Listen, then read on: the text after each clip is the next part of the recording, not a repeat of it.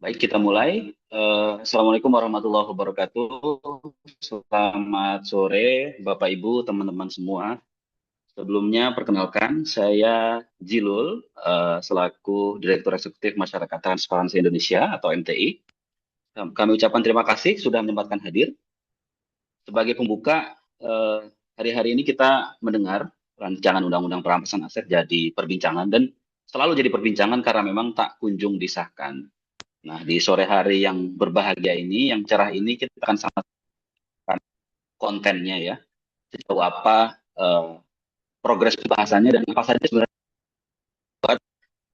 banyak orang menantikannya. Dan kemarin Ketua Komisi juga sudah bilang bahwa sedang dalam proses pembahasan. Paling lambat akan disahkan dalam paripurna di Desember nanti.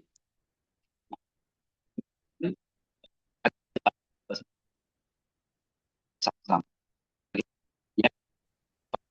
Mas Jilo, suaranya agak putus-putus tuh.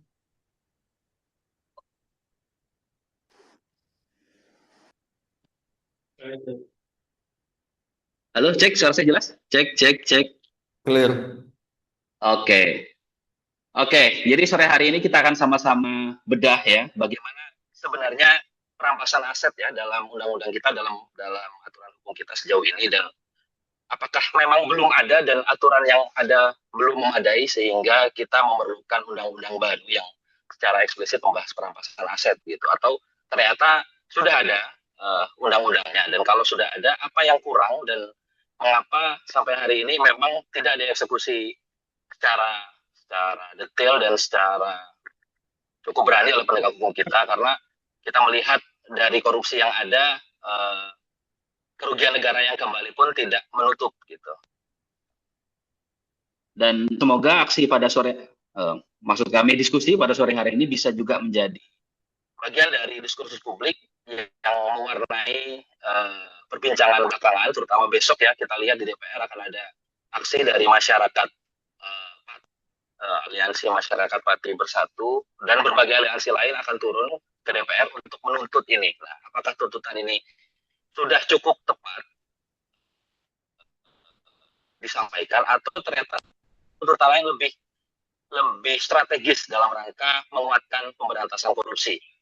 Sore hari ini kita akan bersama-sama Bang Chandra Hamzah yang akan ditanggapi oleh Mas Agus Sarwono dari Transparansi Internasional lalu ditanggapi oleh rekan-rekan dari BEM UI yang mungkin dalam proses progres akan join. Tanpa berpanjang kata lagi, kita sama-sama simak paparan dari Bang Chandra Hamzah terkait dengan bagaimana sebenarnya perampasan aset dan RUU perampasan aset itu sendiri. Kepada Bang Chandra kami persilahkan. Ya, terima kasih. Mudah-mudahan suara saya lebih clear ya dibandingin suaranya Mas Jilul ya. Aman, terdengar Bang. Oke, jadi terima kasih. Selamat sore rekan-rekan semua eh, atas kehadirannya. Walaupun saya bilang ke Mas Jilul, saya lebih senang, lebih memilih sebenarnya offline ya. Tetapi nggak apa-apa online ya. Eh, karena nuansanya bisa ditangkap kalau offline. Ya, kita mulai ya. Silakan.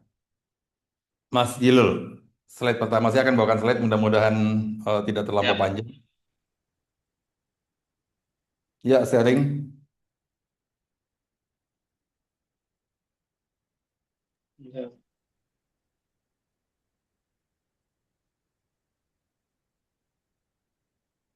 Sharingnya belum muncul tuh.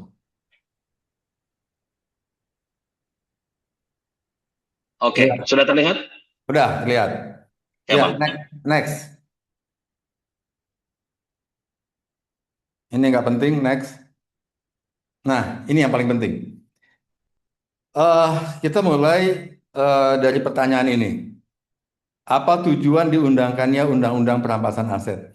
Jadi kalau kita sesuatu yang belum ada, kita membuat menjadi ada, itu maksudnya apa? Tujuannya apa? Nah, kalau boleh,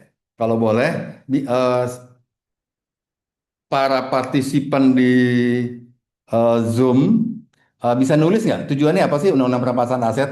Maksud, maksud dan tujuannya. Kenapa kita merasakan bahwa ini perlu gitu loh? Artinya kalau kita perlu makan, beli nasi karena kita perlu makan misalnya gitu loh. Kalau kita agak sedikit-sedikit kurang, kita perlu sekolah gitu ya.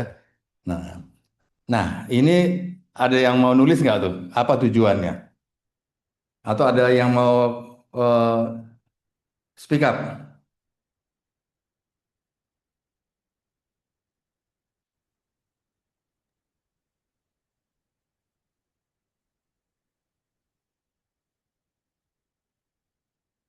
Oke, saya lanjutkan aja ya karena nggak ada mau itu. Eh, Sebagian dari yang dicanangkan atau yang diwacanakan gitu ya, tujuannya adalah untuk membuat efektivitas pemberantasan korupsi itu lebih efektif dan lebih ya lebih efektif lah, kira-kira begitu ya. Eh, Kalau mudah-mudahan tujuan itu yang memang dicanangkan ya. Nah, kalau tujuannya itu, maka kita perlu punya sedikit pengetahuan ya, sedikit pengetahuan tentang perampasan aset. Next, next. Nah, ini sejarah perampasan aset. Jadi, apakah Indonesia pernah punya undang-undang perampasan aset? Sudah ada. Di mana? Di HIR, ya. HIR pasal 367.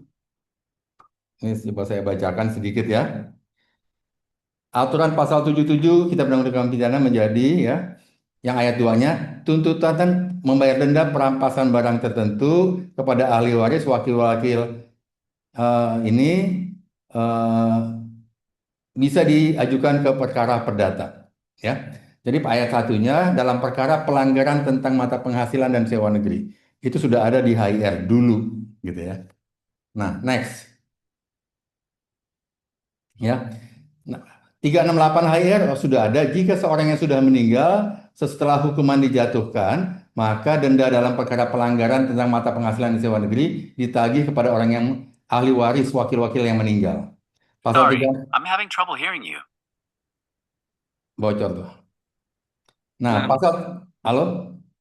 Oke. Pasal 369, pasal 369 dinyatakan kalau orang itu gila maka bisa ditagihkan kepada wakilnya.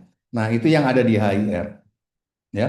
Nah, itu periode pertama dalam masa periode Undang-Undang Hukum Acara eh, Belanda. Next,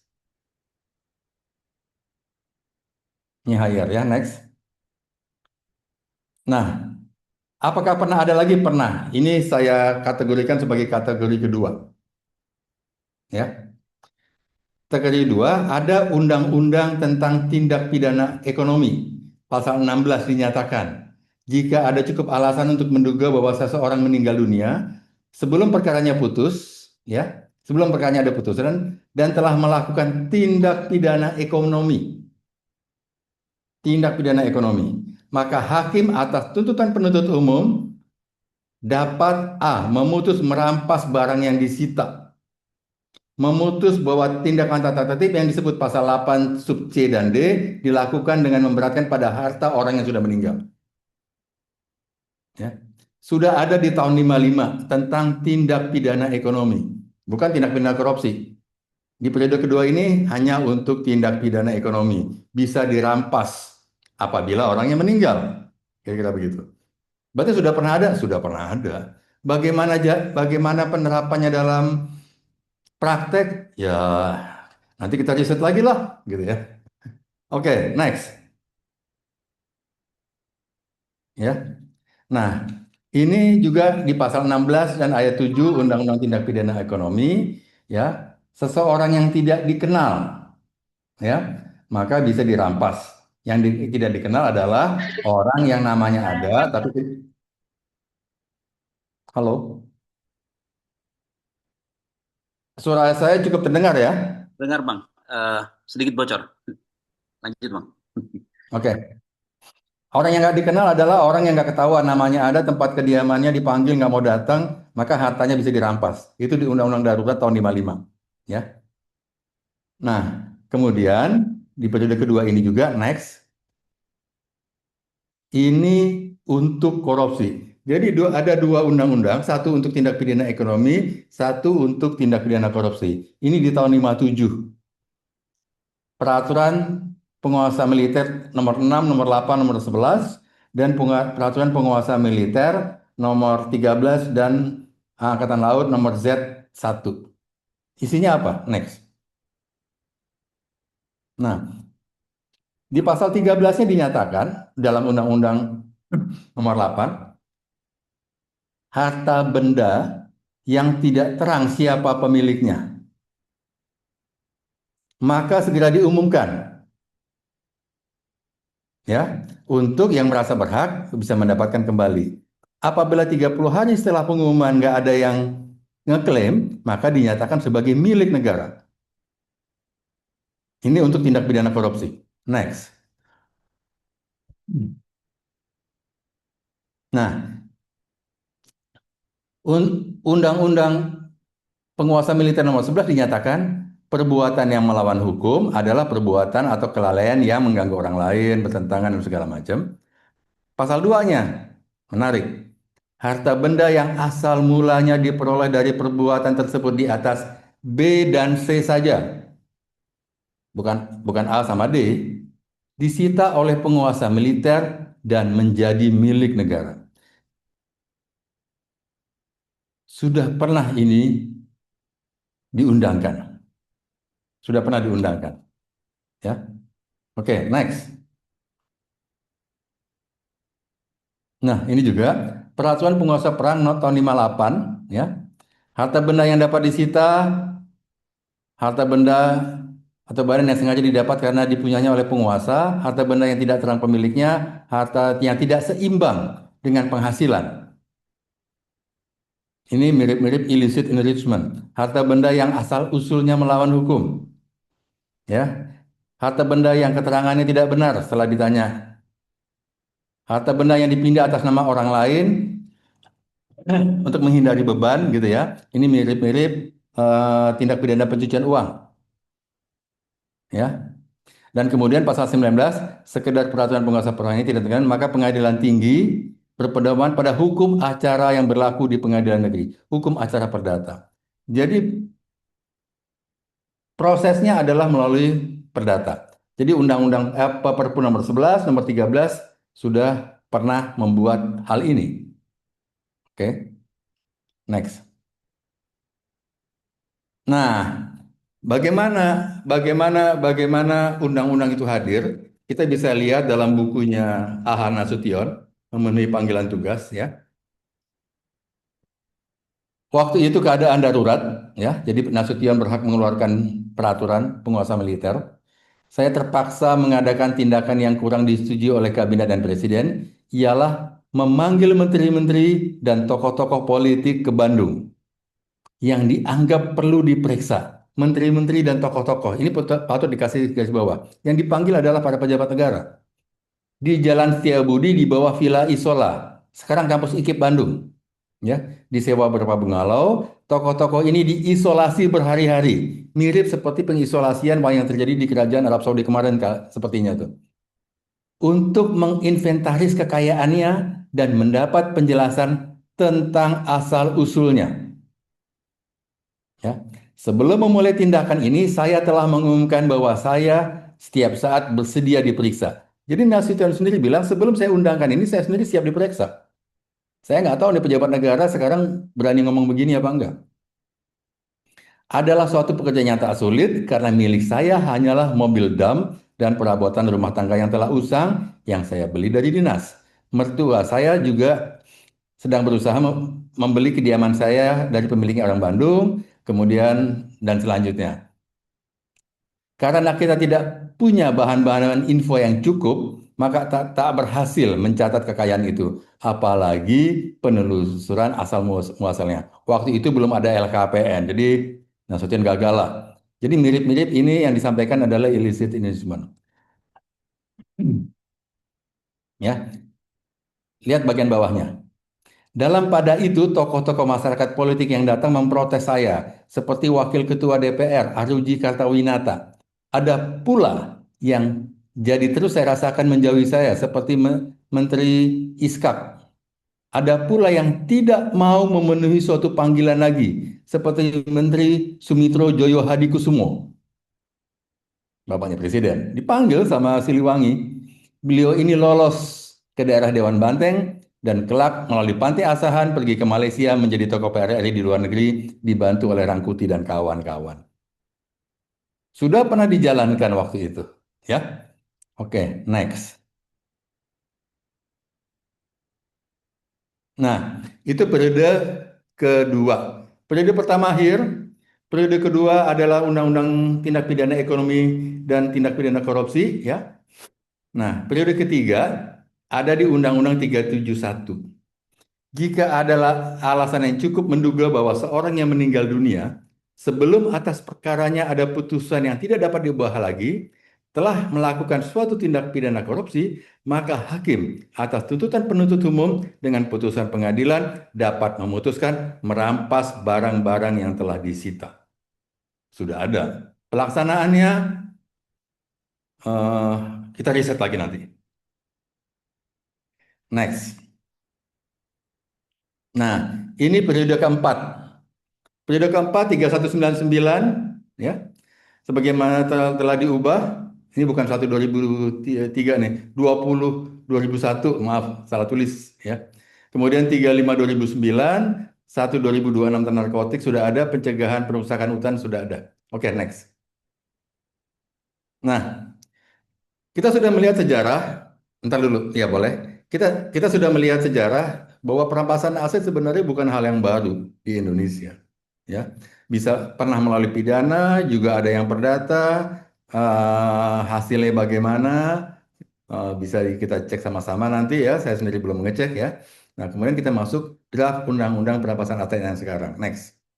Jadi anatomi Undang-Undang Perampasan Aset itu melalui jalur perdata, bukan jalur pidana. Itu yang patut kita pahami sama-sama, ya.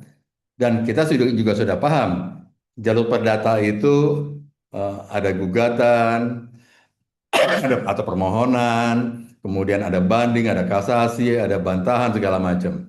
Jadi kalau menganggap perampasan aset lebih cepat melalui perdata lebih cepat dari pidana, maka saya berani mengatakan perdata lebih lama dibandingin pidana. Pidana ada waktu, 6 bulan selesai, gitu ya. Nah, perampasan aset melalui putusan pengadilan perdata ini terkait dengan adanya tindak pidana atau terkait dengan aset yang tidak seimbang dengan pendapatan yang sah. Ini illicit enrichment, ya, terkait dengan tindak pidana. Dan kemudian tidak dapat diproses melalui proses pidana, maka diambillah proses perdata. Ini filosofi dari Undang-Undang Perampasan Aset.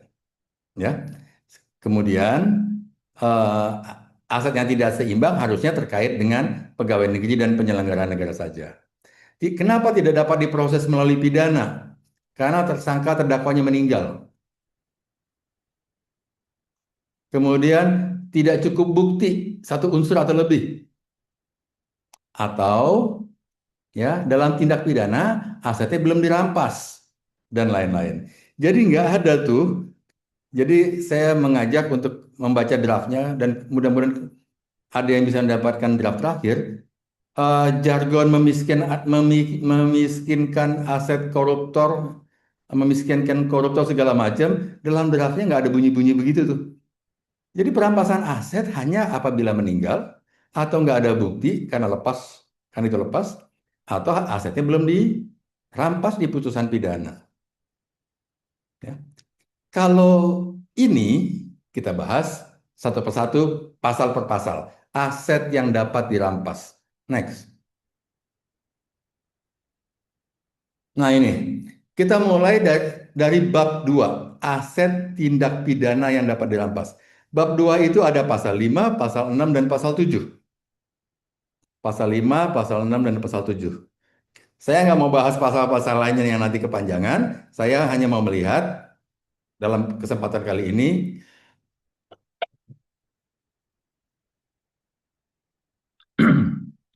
dalam kesempatan kali ini adalah sebentar. Pasal 5 dan pasal 5, 6 dan 7 saja. Karena itu adalah objek dari undang-undang ini. Yang pertama kita lihat aset tindak pidana yang dapat dirampas ya. A. Aset hasil tindak pidana atau aset yang diperoleh secara langsung atau tidak langsung dari tindak pidana, termasuk yang telah dihibahkan atau dikonversikan menjadi harta kekayaan pribadi atau orang lain atau korporasi, baik berupa modal, pendapatan maupun keuntungan ekonomi lainnya yang diperoleh dari kekayaan tersebut. Pertanyaannya adalah, ketentuan pasal 5 ayat 1A ini ada nggak di undang-undang lain? Ada, bahkan lebih lengkap. Kita lihat pasal 91. Pidana tambahan berupa perampasan barang tertentu dan atau tagihan sebagaimana dimaksud pasal 66 ayat 1 huruf B yang dapat dirampas meliputi yang dipergunakan untuk mewujudkan atau mempersiapkan tindak pidana. Itu kan sama ya, diperoleh secara langsung tidak langsung bukan diperoleh. Ya, dibesarkan, makasih, makasih, makasih. Ya. B, yang khusus diperuntukkan untuk mewujudkan tindak pidana. C, yang berhubungan dengan terwujudnya tindak pidana. Nah ini yang D, yang diperoleh dari tindak pidana. Persis sama dengan draft. E, dari keuntungan ekonomi yang diperoleh baik langsung maupun tidak langsung dari tindak pidana. Yang F menghalang-halangi. Ya. Jadi ketentuan pasal 5 ayat 1A ini sudah ada di KUHP pasal 91. Kalau sudah ada, buat apa kita mengadakan? Kan pertanyaan filosofisnya begitu. Kita lihat Undang-Undang Tipikor. Selain pidana tambahan sebagaimana dimaksud dalam hukum pidana, pidana tambahan itu yang pasal 91, sebagai pidana tambahan, tambahan dari tambahan gitu. Perampasan barang bergerak yang berwujud dan tidak berwujud atau barang tidak bergerak yang digunakan untuk atau diperoleh proceeds of crime dari tindak pidana, termasuk perusahaan milik terpidana di mana tindak pidana korupsi dilakukan. Nah, ini yang penting. Begitu pula barang yang menggantikan barang tersebut, sama dengan Undang-Undang Perampasan Aset. Dikonversi, dihibahkan. Yang menggantikan gitu kan, ditanamkan, diinvestasikan. Sudah ada di Undang-Undang Tipikor pasal 18 ayat 1. Kemudian pembayaran uang pengganti yang jumlahnya sebanyak-banyaknya sama dengan harta yang diperoleh dari tindak pidana korupsi. Uang pengganti ini bukan proceeds of crime, tetapi adalah penggantian kerugian. Entah dari mana uangnya berasal, yang jelas kalau membuat rugi, negara rugi, maka harus dibayar uang pengganti sebesar harta benda yang diperoleh. Ya, dia memperoleh 100, maka tidak bisa kalau berdasarkan undang-undang pasal tipikor ini seseorang dihukum tidak sama dengan harta benda yang diperoleh dari tindak pidana korupsi. Yang C, penutupan perusahaan. Yang D, pencabutan seluruh hak-hak tertentu atau penghapusan seluruh sebagian keuntungan tertentu yang telah atau dapat diberikan pemerintah kepada terpidana. Penghapusan hak-hak ada. Apa itu hak-hak? Hak memilih atau dipilih, hak memasuki angkatan bersenjata, macam-macam lah, gitu ya. Oke, next, lihat di KUHP nanti. Nah, yang B, aset yang digunakan atau telah digunakan untuk melakukan tindak pidana.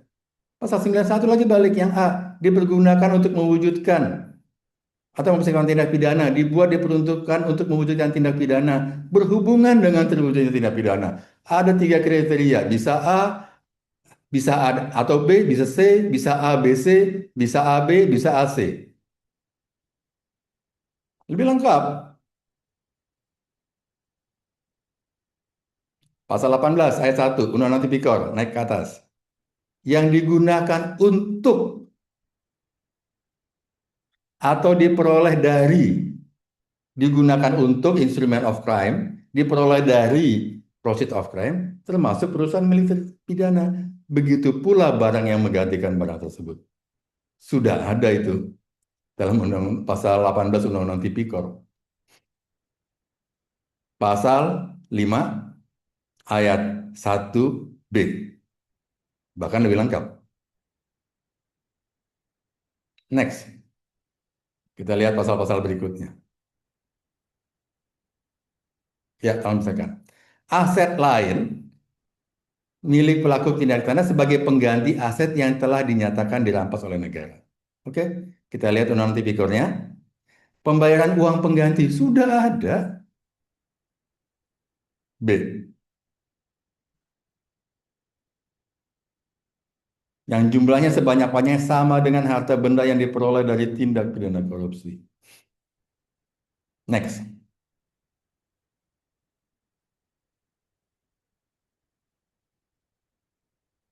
D. Nah, ini pasal 5 terakhir, ayat 1. Barang temuan yang diketahui patut diduga berasal dari tindak pidana. Jadi pasal 5 ayat 1 A, B, C, D, yang agak nyeleneh sedikit yang D. Karena yang A terkait dengan tindak pidana, yang B terkait dengan tindak pidana, yang D, yang C terkait tindak pidana, yang D ini nyeleneh. Saya nggak tahu nih pengklasifikasian seperti ini secara metode pengklasifikasian benar apa enggak ya. Barang temuan yang patut diduga berasal dari tindak pidana. Oke, nggak apa-apa. Yang patut diduga. Kita lihat peraturan perundang-undangan yang lain. Dalam KUH Perdata ingat ya, bahwa perampasan aset itu bukan merampas dalam hukum pidana, dalam hukum acara pidana, tapi perampasan dalam hukum acara perdata. Jadi bukan melalui proses pidana. Kalau melalui hukum acara perdata, maka hukum perdatanya menyatakan sebagai berikut. Ya, barang bergerak yang tidak ada miliknya, tidak ada pemiliknya menjadi milik negara. 520. Itu barang tidak bergerak. Bagaimana barang yang bergerak? Pasal 585. Barang bergerak yang bukan milik siapapun, temuan kan? Nggak peduli bahwa ada hubungan dengan tindak pidana atau tidak, maka milik orang yang pertama-tama mengambil barang tersebut untuk dimilikinya. Jadi kalau yang menemukan itu polisi, yang menemukan itu aparat penegak hukum atau petugas kehutanan, kayu balakan liar, maka begitu petugas menemukan itu jadi milik negara. Yang pertama kali dimilikinya. Tinggal diumumkan aja, ini milik siapa? Kalau nggak ada yang ngaku jadi milik negara. Sudah ada di pasal 585 KUH Perdata. Yang menarik adalah konsep yang logis yang dibuat di Undang-Undang Kepabeanan. Pasal 73. Barang jadi milik negara apabila barang yang dilarang, ini barang-barang yang dilarang masuk ya. Barang yang dibatasi, ada pembatasan import mengenai kuota, mengenai apa, yang tidak diselesaikan oleh pemiliknya dalam waktu 60 hari, maka jadi langsung jadi milik negara. Barang atau sarana pengangkut, ya dalam pasal 6 ayat 1B yang berasal dari tindak pidana, yang pelakunya tidak dikenal. Di kepabeanan ini sudah dilakukan. Barang yang tidak diselesaikan dan selanjutnya, barang-barang yang nggak jelas siapa pemiliknya, ya langsung dinyatakan sebagai milik negara di Undang-Undang Kepabeanan. Jadi di samping KUH Perdata yang menyatakan bahwa bila barang tidak ada pemiliknya, maka barang itu adalah milik orang yang menemukan. Kalau pegawai petugas kehutanan menemukan balokan-balok liar, maka petugas kehutanan menyatakan bahwa ini milik negara. Oke, next. Ini undang-undang transfer dana. Ya. Duit di rekening tidak diketahui keberadaannya. 90 hari diserahkan ke Balai Harta Peninggalan. Jadi kalau duit tidak bertuan, siapa nih duit dari mana masuk ke rekening ini? Ya sudah, 90 hari diumumkan, langsung jadi penguasaan Balai Harta Peninggalan. Uang hasil korupsi ditransfer ke rekening A, A itu sebenarnya apa sopir gitu ya. Kemudian nggak jelas, pas saya nggak tahu, ya sudah 90 hari siapa pengirimnya, nggak jelas. 90 hari nggak muncul pengirimnya, diserahkan ke Balai Harta Peninggalan, milik negara juga. Jadi barang temuan itu solusinya sudah ada dalam undang-undang lain. Ya, next. Ayat 2. Nah, ayat 2. Ya, kita lihat. Aset yang tidak seimbang dengan penghasilan atau tidak seimbang dengan penambahan kekayaan. Ya. Pertanyaannya adalah, gitu ya, apakah aset yang tidak seimbang ini asetnya milik penyelenggara negara atau milik swasta juga? Itu pertanyaannya. Karena ya kita sudah meratifikasi ke kanan undang-undang tentang UNCAC kanan Undang-Undang 7 2026 ya terus tentang UNCAC bahwa aset yang tidak seimbang atau memperkaya diri secara tidak sah 7 2006 ini hanya berlaku untuk penyelenggara negara saja, public official. A significant increase in the assets of a public official that he or she cannot reasonably explain in relation to his or her lawful income. Teman-teman sekalian, ya, sebagaimana kita ketahui bahwa pemahaman, saya nggak menyebut definisi, pemahaman korupsi itu adalah menjalahgunakan kewenangan publik untuk kepentingan diri sendiri atau yang terkait dengan dia. UNCC sudah jelas menyebutkan public official. Coba kita geser ke kanan lagi, ke kiri, geser ke kiri. Sementara, iya. Nah, sementara aset yang tidak seimbang ini penjelasannya dinyatakan betul LHKPN. Tapi jangan lupa SPT. Berarti swasta tiba-tiba orang-orang swasta ujuk-ujuk ya, kemudian diperiksa aset Anda seimbang nggak dengan penghasilan Anda. Nah, ini yang berbahaya. Sementara UNCAC bilang illicit enrichment hanya untuk public official, bukan swasta, bukan pedagang pecel lele yang diperiksa. Nggak ada itu korupsi dengan pedagang pecel lele. Public official. Yang akan terjadi nanti daripada ribut sama public official, penegak hukum akan mencari pedagang pecel lele. Untuk diperiksa asetnya seimbang nggak tuh? 200 juta masyarakat Indonesia. Apakah dengan ini pemberantasan korupsi akan berhasil? Tegas saya nyatakan enggak. Mesti dibatasi aset yang tidak seimbang hanya untuk public official. Hanya untuk public official. Ya. Oke, kita lihat pasal 38B. Setiap orang yang didakwa melakukan tindak pidana pasal 2, pasal 3, harta benda miliknya belum didakwakan, tetapi diduga berasal dari tindak pidana korupsi. Ya, maka hakim berwenang memutuskan dirampas untuk negara. Sudah ada orang yang melakukan tindak pidana pasal 2, pasal 3, pasal selanjutnya itu, ya, tidak bisa membuktikan harta bendanya yang belum didakwakan, tapi diduga berasal dari tindak pidana korupsi, maka hakim berwenang untuk merampas seluruh atau sebagian. Ini melalui mekanisme hukum pidana, bukan perdata. Tuntutan dibacakan pada saat perkara pokok, pembacaan perkara pokok. Lebih cepat, pidana 6 bulan harus selesai. Perdata bisa berlama-lama. Ya, karena pidana itu sangat tergantung nanti dengan masa tahanan ya. 20, 40, 20 gitu ya. Maaf, 20, 40, 30 kalau saya nggak salah. 40, 20, 40, 60 tambah 30 ya 3 bulan lah. sudah ada di Undang-Undang Tipikor mengenai harta benda yang tidak bisa dibuktikan untuk pelaku tindak pidana.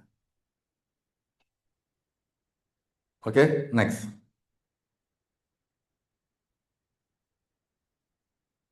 Ya. Pasal 5 ayat 1B. Aset yang diperoleh dari hasil tindak pidana atau digunakan untuk tindak pidana sudah ada di KUHP, teman-teman. Buat apa lagi itu ditulis? Mengadakan terhadap sesuatu yang sudah ada. Jadi salah satu pasal itu, bukan salah satu. Ya, pasal inilah mengadakan sesuatu yang sebenarnya sudah ada. Bahkan ini lebih lengkap di KUHP sama KUHP. Diperoleh, digunakan, khusus dibuat, diperuntukkan, ya. A, B sampai F. Pasal 91 bawah, terus ke bawah. Ya, berhubungan diperoleh dari, dipergunakan untuk, gitu ya. Sudah ada. Jadi kita membuat ada sesuatu yang sudah ada. Oke, next. Nah, ini pasal 6. Aset tindak pidana sebagaimana dimaksud pasal 5 ayat 1 yang di atas. Yang tadi ya, pasal 5 ayat 1 itu terdiri dari 4 ya. A, B, C ya. Bernilai paling sedikit 100 juta ya.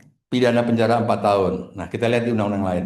Di KUHP dinyatakan keseluruhan aset yang disita tidak melebihi kerugian ya. Itu sudah dinyatakan batasannya begitu. Kemudian eh, bahkan nilai nilai 5 juta kalau merupakan tindak pidana, maka asetnya bisa dirampas. 5 juta aja, ini hasil tindak pidana dirampas. Pasal 18 ayat 1 Undang-Undang Tipikor, aset benda harta benda yang diperoleh dari tindak pidana korupsi bisa dirampas pemberian uang pengganti. Ini proses pidana. Jadi nggak ada batasan 100 juta. Ini merupakan hasil tindak pidana, rampas. Ini digunakan untuk melakukan tindak pidana, rampas. Ini proceed of frame, rampas. Ini pengganti, ini barang yang menggantikan dari hasil tindak pidana, rampas. Sudah ada. Oke, next.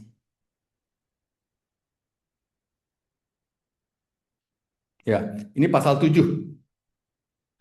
Ya, perampasan aset dalam pasal 5 yang tadi, aset yang dirampas apabila dilakukan dalam hal tersangka atau terdakwanya meninggal, melarikan diri atau tidak diketahui keberadaannya. Itu pasal 7 ayat 1A. Meninggal, melarikan diri dan tidak diketahui keberadaannya. Oke. Kita lihat ya. Yang pengaturan undang-undang lain, pasal 141. Jika terpidana meninggal dunia, perampasan barang tertentu tagih yang telah disita tetap dapat dilaksanakan. KUHP. Yang baru ini KUHP yang baru semua nih. Kalau dia meninggal, maka ahli warisnya digugat. Sudah ada di pasal 33. Tersangka meninggal, 33. Terdakwa meninggal, 34. Sudah ada. Terdakwa meninggal sebelum putusan, dirampas yang sudah disita. 38. Tidak hadir, sudah dipanggil, buron. Maka perkaranya dapat diputus tanpa kehadirannya, in absentia. Sudah pernah dilaksanakan? Sudah juga dilaksanakan. Contohnya, kasus Bank Senturi, Hesam dan Rafat. Hendra Harja juga kalau saya nggak salah. Tapi yang saya paling ingat Hesam dan Rafat. Hesam dan Rafat nggak pernah hadir dalam persidangan. Diputus in absentia. Pakai undang-undang apa? Pakai pasal ini. Coba kita lihat kembali ke draft pasalnya. Coba geser ke kanan. Ke kiri, ke kiri. Nah, tidak diketahui keberadaannya. Sudah ada di pasal 38. Terdakwa tersangka meninggal dunia ada di 33, 34. Melarikan diri, sakit permanen. Jadi kita mengadakan sesuatu yang sebenarnya sudah ada.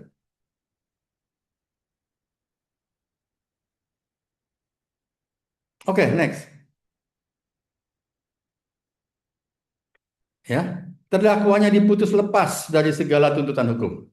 Nah, karena lepas itu perbuatannya ada, tetapi bukan pidana, begitu kan? Kita baca di KUHP. Dalam hal putusan pemaafan, pembebasan lepas dan segala macam, ya, dan selanjutnya dikembalikan. Kecuali jika menurut ketentuan perundang-undangan, barang bukti tersebut dirampas untuk kepentingan negara atau dimusnahkan, dirusak sehingga tidak dapat dipergunakan lagi. Sudah ada di KUHP. Undang-undang Tipikor. Nah, ini menarik nih. Kan kita bicara bahwa perampasan aset untuk tindak pidana korupsi supaya lebih efektif. Dalam hal penyidik menemukan terdapat satu atau lebih unsur tindak pidana korupsi, tapi nggak cukup bukti. Kalau nggak cukup bukti apa? Lepas. Sedangkan secara nyata telah ada kerugian keuangan negara, maka penyidik segera menyerahkan berkas perkara hasil penyidikan tersebut kepada jaksa pengacara negara untuk diajukan gugatan perdata. Persis sama dengan draft yang sekarang. Bahkan, bahkan, bahkan, pasal 32 ayat 2 bukan hanya putusan lepas, tetapi putusan bebas. Tidak menghapuskan hak menuntut kerugian terhadap keuangan negara. Yang ayat 1 bisa lepas karena buktinya nggak cukup. Kalau bebas, bukan tindak pidana. Tetapi JPN tetap berhak menuntut kerugian terhadap keuangan negara. Yang ayat 1 itu lepas, bisa lepas, ayat 2 itu bebas. Sementara undang perampasan aset cuma lepas. Lebih dahsyat yang undang-undang tipikor. Next. Ya. Ayat 2. Perampasan aset pada ayat 1 juga perkara-perkara pidana tidak dapat disidangkan. Ya. Tidak dapat disidangkan karena apa? Penjelasannya bilang orangnya kagak ada atau judi daring online. Kita lihat di undang-undang yang ada yang eksis. Ya. Kalau nggak ada pemiliknya milik negara. Sama seperti tadi. Tidak dapat disidangkan karena orangnya nggak jelas di mana. Langsung jadi milik negara. Nggak ada pemiliknya. Oke? Ya. Undang-undang kepabeanan juga menyatakan demikian. Next. Transfer dana juga menyatakan begini, demikian. Jadi kalau ada rekening-rekening nggak bertuan, woi milik siapa nih? Nggak ada, 90 hari. Kasih ke Balai Harta Peninggalan. Oke, next. Slide berikutnya. Oke. Yang B-nya. Diputus bersalah, kemudian ada aset yang belum dirampas. Itu yang B kan? Sudah diputuskan salah, tapi belum sempat dirampas. Karena waktu itu belum ketemu atau terlewat atau miss lah. Oke, kita lihat Undang-Undang Tipikor. Pasal 38C. Apabila telah hukum tetap, ternyata ada aset milik terpidana yang belum dirampas, maka gugatan perdata terhadap terpidana atau ahli warisnya. Gugatan perdata. Perampasan aset ingat ya. Perampasan aset itu untuk dilakukan dengan hukum acara perdata. Persis sama dengan 38C Undang-Undang Tipikor. Next. Nah, sebagai penutup, next. Ya. Jadi kita perlu banyak bertanya, apakah perampasan aset mensyaratkan adanya tindak pidana? Harusnya iya. Karena perampasan aset terkait dengan tindak pidana. Cuman prosesnya lewat perdata. Gitu. Apakah semua tindak pidana dapat dijadikan tindak pidana asal? Dan untuk penerapan perampasan aset, apakah semua tindak pidana dapat dijadikan pidana asal? Dalam tindak pidana pencucian uang sekalipun, nggak semua tindak pidana, walaupun banyak, walaupun banyak, hanya limited, dibatasi itu di Undang-Undang Pencucian Uang. Itu yang pertama. Yang kedua, nah, Undang-Undang Tindak, RUU Perampasan Aset itu diambil dari mana? Saya pernah diajak oleh PPATK ke Australia, perampasan aset digunakan untuk apa? Digunakan untuk drugs dealer saja. Enggak semua tindak pidana, drugs dealer saja. Bagaimana di Inggris? Hanya digunakan terhadap tindak pidana yang serius, serius crime.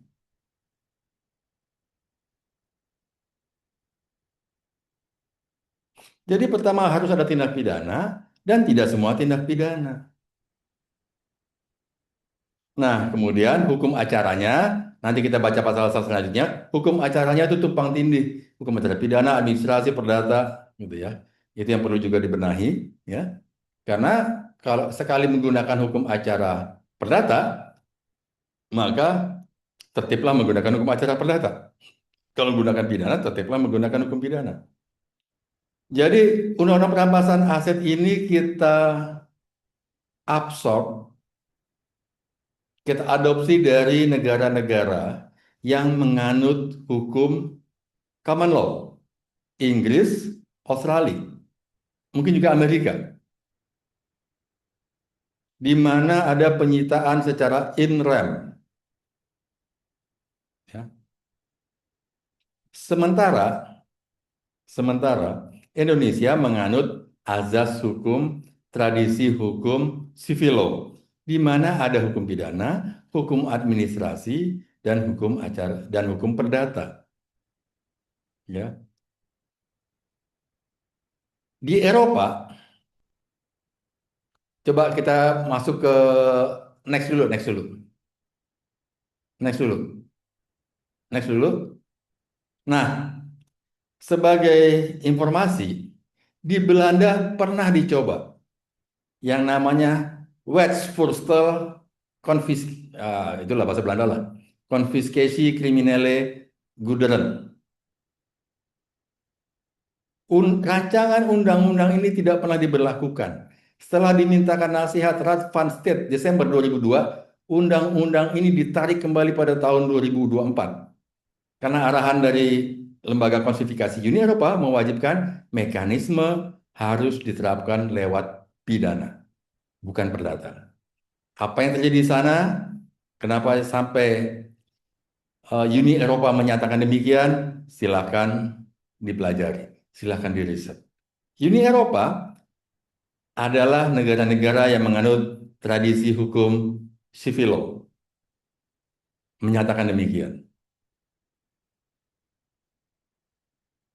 Jadi pernah dicoba? Ya, ada RU-nya ada. Saya sudah kasih jilul tuh, apa namanya, Mas Jilul, boleh itu disebar tuh nanti ya, Siap. mengenai rancangan undang-undang CCG ini. Lengkap lah. Kalau mau itu minta ke Jilul lah nanti. Ya. Dan kemudian memutuskan, nggak jadi deh, lewat pidana aja. Oke, back dulu sebelumnya. Sebelumnya. Oke. Nah, pertama hukum acara pidana itu cepat, hukum acara perdata itu lambat. Banyak bantahan, perlawanan, dan segala macam gitu ya. Eh, pembuktiannya kalau di perdata itu formalitas, di pidana material, banyak perbedaan-perbedaannya. Jadi perlu kita eh, cermati sama-sama. Kemudian ada pertanyaan keempat, apakah dalam Undang-Undang Perampasan Aset diberlakukan azas culpae bona par esto, hukuman harus setimpal dengan kejahatannya? Apakah kita tetap harus menggunakan ini atau enggak? Apakah kita lebih menginginkan hukuman harusnya lebih daripada kejahatannya? Kalau sekali itu dilanggar, maka bukan cuma perampasan aset yang akan terlanggar. Yang terlanggar juga nanti banyak hukum-hukum lain.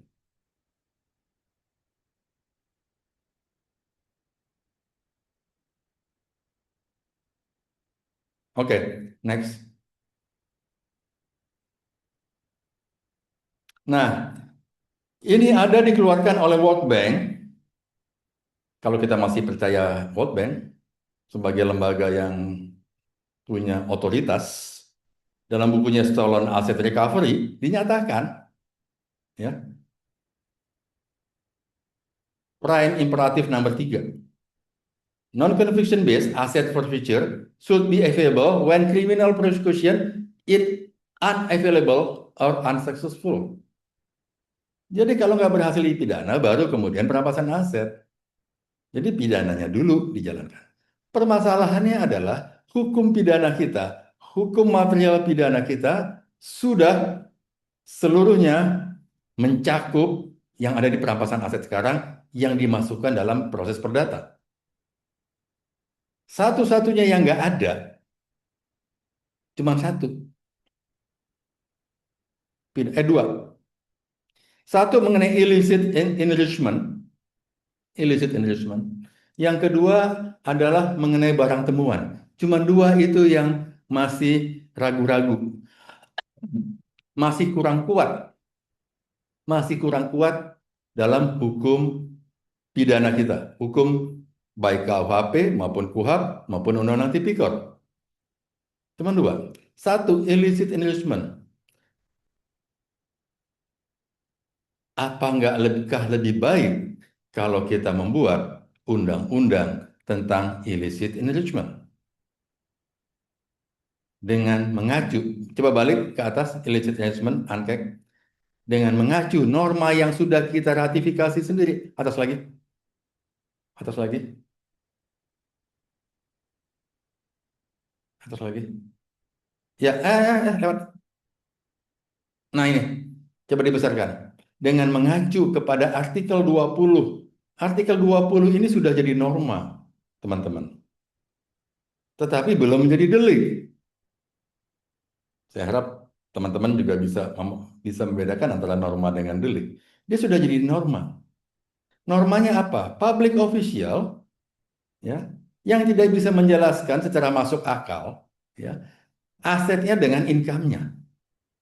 Jadi karena ini delik,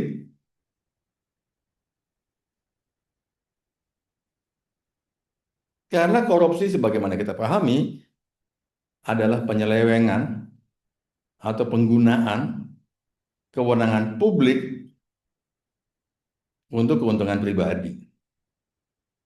Artikel 20 ini sudah diundangkan, ya, tetapi belum dijadikan delik. Jadi kan ini delik. Kita bikin undang-undang mengenai illicit enrichment. Jadi LHKPN itu tidak menjadi macan ompong. Selama ini LHKPN menjadi macan ompong. Itu yang pertama. Yang kedua, yang secara jujur mesti saya katakan, mengenai barang temuan. Nah ini, barang temuan. Barang temuan. Itu memang masih tipis di undang-undang sekarang. Tetapi kalau kita mau buat mengenai barang temuan, ya, kenapa mesti harus lewat jalur perdata? Kenapa tidak melalui jalur administratif? Di sistem hukum, tradisi hukum common law, nggak ada itu administratif action. Nggak ada.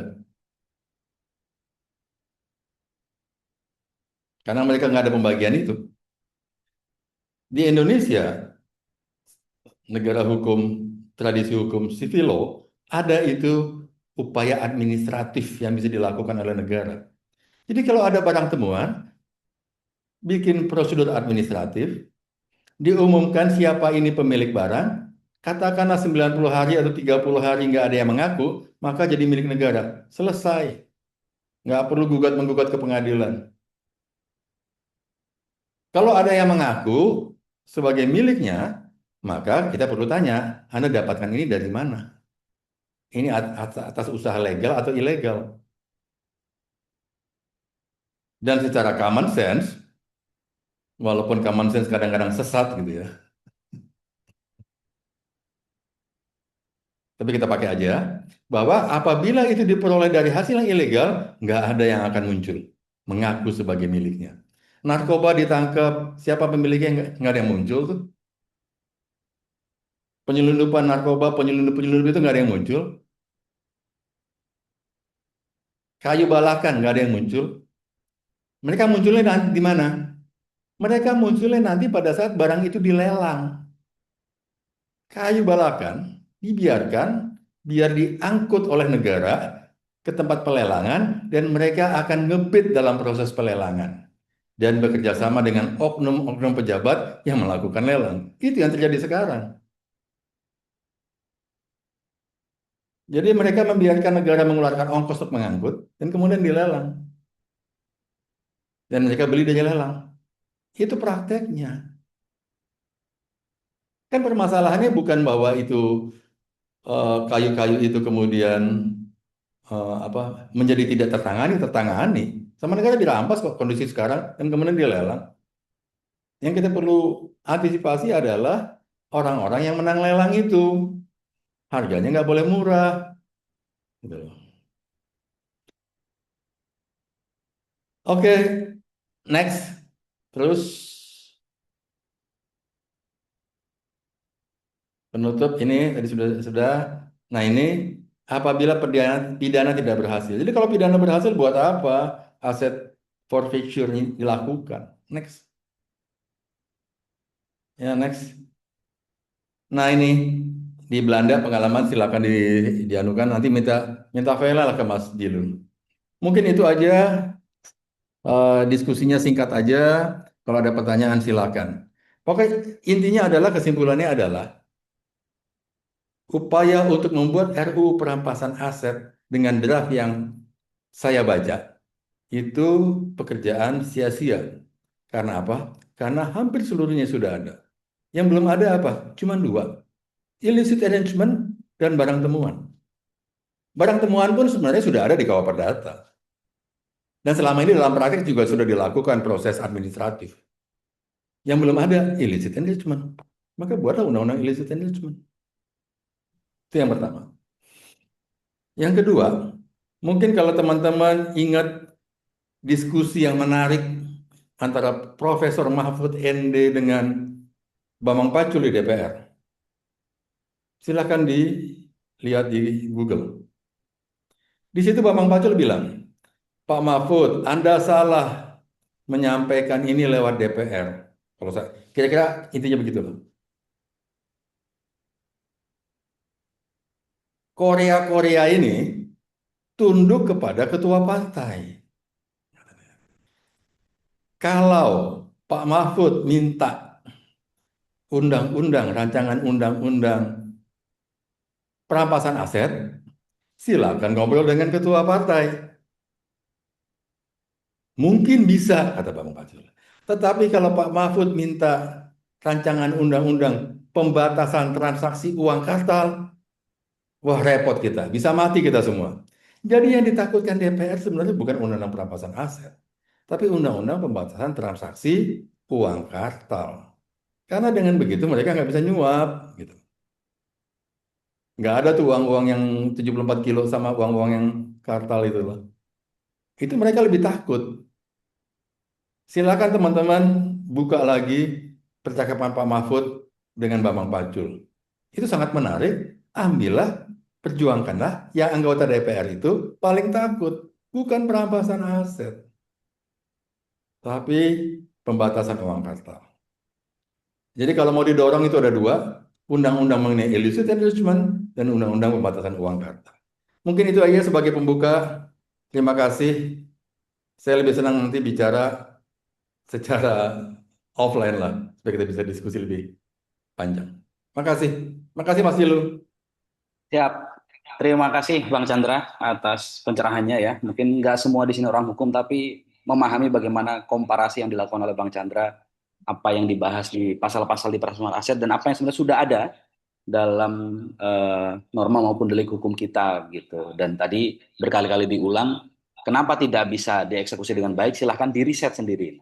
Risetnya seperti apa sih? Dan kenapa kenapa memang tidak terwujud? Berarti kan persoalannya bukan di regulasi, tapi persoalannya ada pada penegak hukumnya gitu. Nah, ini kita sudah hadir sebagai penanggap ya, Mas Agus Sarwono atau biasa disapa Mas Tile dari Transparansi Internasional Indonesia untuk memberikan tanggapan terkait dengan memang sejauh ini kajian dari TI seperti apa terkait dengan RUU ini dan catatan kritisnya seperti apa. Silakan Mas Tile.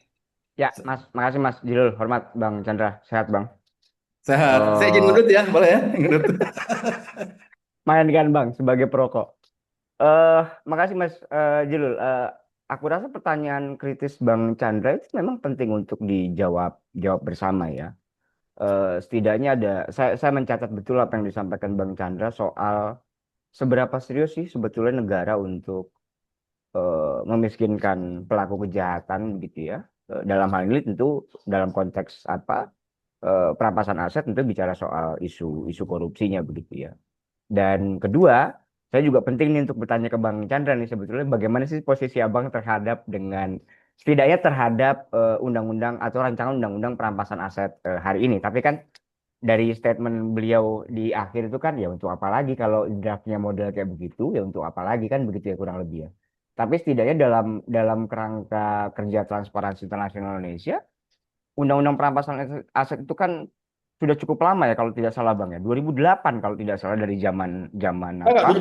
2011, 2012. Bukannya sorry sorry sorry itu PPATK 2008, 2011, 2012 betul udah mulai Iya, apa namanya diusulkan begitu ya dan iya, sempat masuk prolegnas kalau tidak salah 2015, betul. 2019 kalau begitu. Ya, Kalau tidak salah 17-an dan lah. ya kemudian turun lagi, hilang lagi dan seterusnya. Dan apa yang di-mention Bang Chandra tadi menjadi valid sebetulnya. Seberapa serius sebetulnya negara dalam hal ini untuk menggodok satu regulasi yang sebetulnya menguntungkan warga gitu ya. Itu pertanyaan apa namanya pertanyaan utamanya sebetulnya. Nah, Yang pertama kemudian apa ya? Yang pertama apa tadi? Lupa saya. yang pertama adalah soal seberapa serius soal negara begitu ya Hmm. untuk mengulas atau mendiskusikan terhadap rampasan aset-aset rampasan hasil hasil korupsi begitu ya. Dalam Iya. konteks kalau kita kan lagi ngomong soal isu korupsi begitu, seberapa serius begitu ya. Dan apakah kemudian regulasi ini tadi kalau ulasan Bang Chandra itu kan sudah cukup banyak ya. Ada tersebar di apa namanya di mana-mana. Tapi Bang saya sedikit apa namanya sama-sama kita reminder begitu ya. Tentu kita semua ingat kalau ada peristiwa yang cukup lama gitu, setidaknya 3 dekade itu Edi Tansil begitu ya. 1,3 triliun kalau nggak salah kerugian apa namanya negaranya dan kemudian beberapa kalau nggak salah tahun ini juga begitu ya katanya mengembalikan 5,7 82,7 miliar begitu ya yang kalau mau dikonversi itu kan angkanya kecil sekali Bu. Hanya 7% dari total kejahatan yang atau kerugian negara yang hilang. Sementara eh, apa namanya di standar standar global dalam konteks UNCSC setidaknya begitu ya.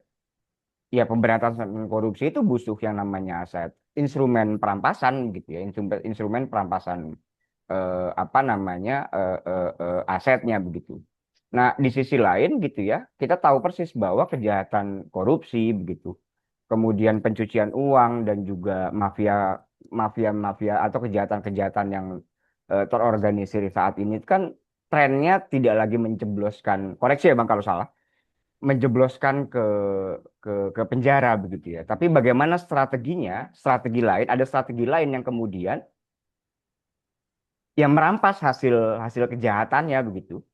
Yang secara filosofis sebetulnya kalau dia nggak punya modal lagi begitu ya, kalau dia udah nggak punya keuntungan lagi, roda apa namanya, roda kejahatan itu kan akan berhenti kan itu filosofi filosofis apa namanya negara begitu, filosofi sederhananya begitu. eh itu kira-kira sebetulnya. Nah, kedua Mas Jiul gitu ya, dalam konteks dalam dalam posisi hari ini ya setidaknya dari sisi transparansi internasional Indonesia begitu, kita masih perlu lah untuk apa rancangan undang-undang perampasan aset. Tapi ada tapinya begitu. Prosesnya harus lebih partisipatif begitu ya. Prosesnya harus lebih lebih apa sesuai dengan kebutuhan dalam konteks hari ini. Begitu. Yang kira-kira sudah ada diatur dalam regulasi sebelumnya mungkin perlu diperkuat.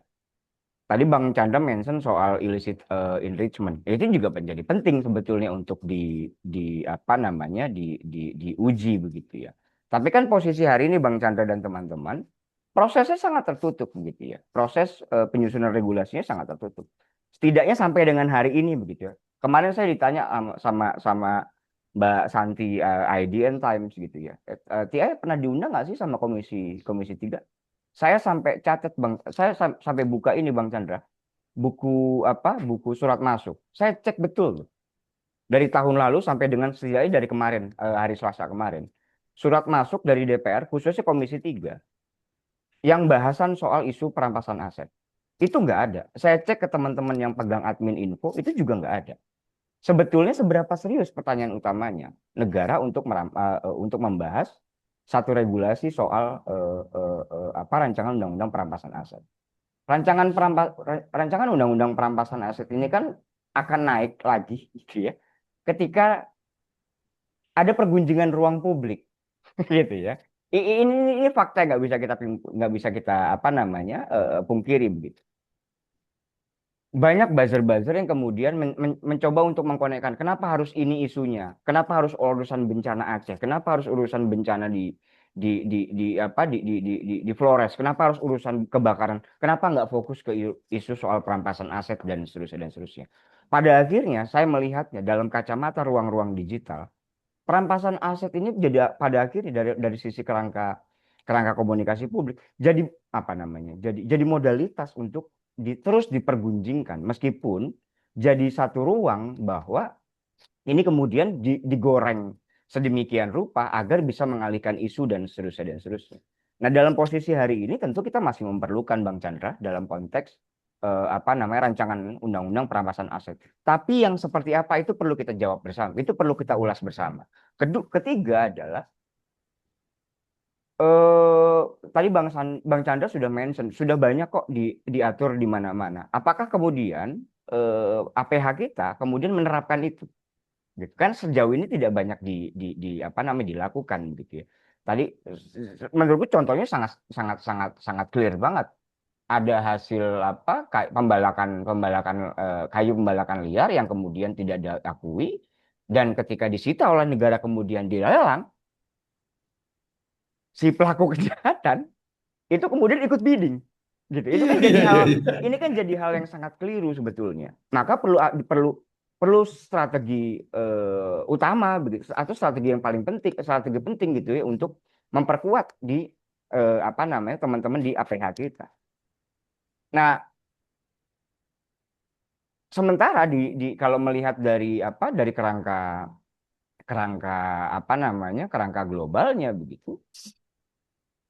Tadi Bang Chandra sudah mention tuh apa namanya Amerika Australia Bang, Australia kemudian Inggris juga sebetulnya juga punya begitu ya. Menerapkan soal konsep unexpected wealth order begitu ya, Wow, UO atau biasa disebut dengan UO gitu ya.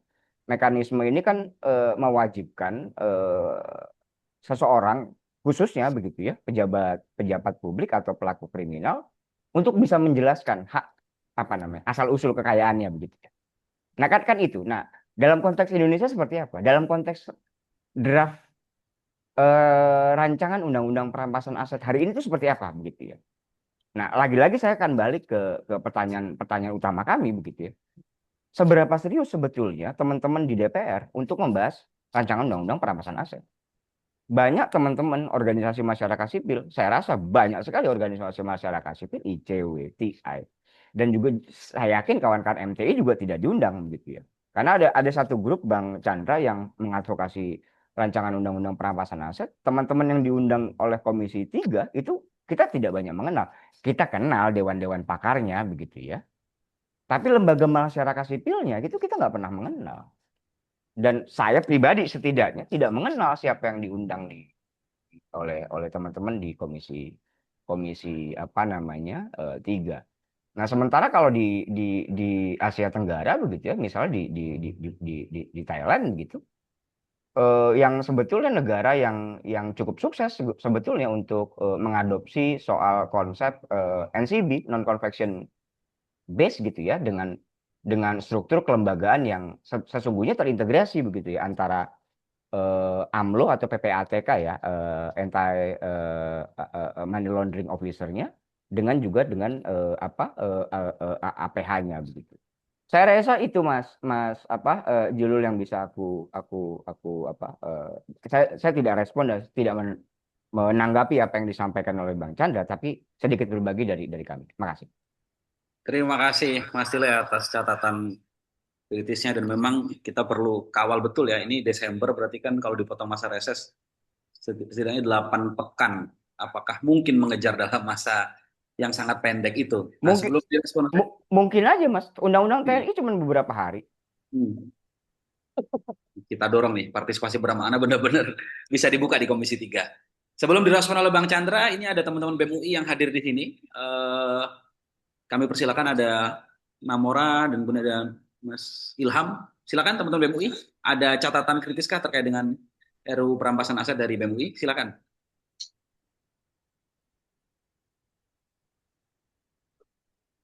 Ini dari Pusgiwa nih kayaknya live-nya nih. Silakan.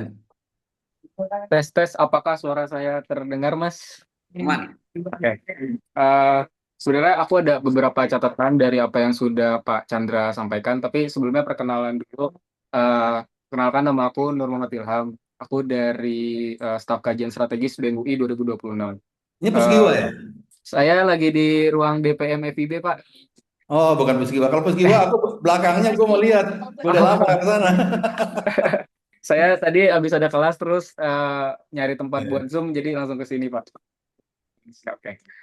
Jadi selama ini kan pasal 38 BU Tipikor itu kan sudah bisa menjerat aset tak wajar kan lewat pembuktian terbalik itu tadi. Terus kalau semisalnya RUU perampasan aset ini tujuannya untuk mengisi kekosongan hukum atau apapun itu, terus saya juga kepikiran sebenarnya ini itu ada tujuan juga sebenarnya buat menduplikasi kewenangan yang sebenarnya itu udah ada dengan bungkus yang baru dan kewenangan yang jauh lebih luas gitu. Bahkan sampai ke perampasan yang bisa dilakukan tanpa putusan pidana sama sekali. Dan menjadi catatan kritis di sini adalah dengan RUU ini disahkan, mandat sebesar ini itu mau diserahkan ke siapa? Dan kalau KPK saja sudah dilemahkan lewat revisi UU-nya, terus jaminan ini mau dikemanakan gitu? Yang yang anehnya ini tuh dipusatkan penuh ke tangan Jaksa Agung tanpa lembaga pengawas independen kan. Jadi sebenarnya ini apakah nggak akan jadi alat kekuasaan yang baru gitu? Kemudian ada catatan lain yang saya catat juga yaitu uang hasil lelang aset tindak pidana itu kan sebenarnya kan disetor ke kas negara kan sebagai PNBP kalau nggak salah itu yang penerima negara bukan pajak. Itu sebenarnya kan nggak ada mekanisme yang ngikat sebagai nilainya untuk pemulihan korban tindak pidana kan. Contoh kayak kasus Timah kemarin. Jadi kami dari Departemen Kajian Strategis juga mempertanyakan gitu kalau tujuan RUU ini untuk eh, pemulihan korban yang katanya soalnya itu pemulihan aset yang keadilannya substantif. Terus kenapa yang dipulihkan tuh cuma ke kas negara aja, bukan ke korban yang nyatanya benar-benar dirugikan gitu. Ditambah RUU ini tuh sepembacaan saya ya, itu ngebuka ruang bagi Jaksa Agung tuh untuk melelang aset tindak pidana bahkan sebelum ada putusan pengadilan yang ingkrah gitu kan. Jadi kayak ya udah cukup atas permintaan penyidik atau jaksa pengacara negara. Terus kalau di kemudian hari pihak yang keberatan terbukti benar bahwa aset itu miliknya secara sah, RUU ini tuh nggak menjamin pengembalian sebesar nilai aset saat dijual. Jadi bukan di nilai pasar saat putusan keluar. Terus kalau semisal suatu hari nih asetnya ternyata keliru yang dirampas, tapi udah keburu dilelang duluan nih. Terus siapa yang bakal nanggung selisih kerugian akibat kekeliruan negara sendiri? Ini jadi hal yang perlu dikritisi juga. Dan sebagai BEM UI yang terkoneksi dengan berbagai jaringan masyarakat sipil, sebenarnya penting juga untuk membaca kenapa RUU perampasan aset ini begitu populis dan cepat menyebar ke dalam lapisan masyarakat, ke zeitgeist masyarakat gitu kan. Dan ini bukan cuma jadi wacana besar aja di kalangan legislator, karena mengingat kalau dari sejarahnya sendiri, kalau saya ada keliru bisa dikoreksi, RUU ini kan sudah 17 tahun mangkrak ya di meja legislasi. Sejak kajian awalnya itu di PPATK, terus sama usulan pemerintah kan pada tahun 2008 sampai tahun 2012. Sampai baru resmi masuk prolegnas prioritas rapat paripurna DPR tuh pada September 2025. Jadi rentang waktu sepanjang itu tuh bikin RUU ini tuh gampang dibingkai sebagai simbol keseriusan negara buat ngeberantas korupsi gitu kan. Yang sebenarnya kasus korupsi ini tuh nggak pernah kunjung datang untuk keadilannya gitu kan. Dan ya respon publik tuh menyambut ini dengan jawaban yang sudah lama ditunggu, gitu kan. Tapi melihat beberapa instrumen RUU perampasan aset yang sudah ada di UU lain, kita jadi mempertanyakan juga sebenarnya ini mau dibungkus dengan undang-undang baru atau emang bakal dijadikan eh, kewenangan lebih untuk tadi jaksa. Dan isu korupsi itu kan selalu bisa mancing pemantik mobilisasi massa yang paling kuat kan di Indonesia. Contoh kayak reformasi 1998 itu kan lahir dari tuntutan pemberantasan KKN, ya korupsi, kolusi, nepotisme, yang kemudian melahirkan KPK juga kan sebagai simbol harapan baru untuk penegakan hukum yang ada di Indonesia, sebagai penegakan hukum yang bersih.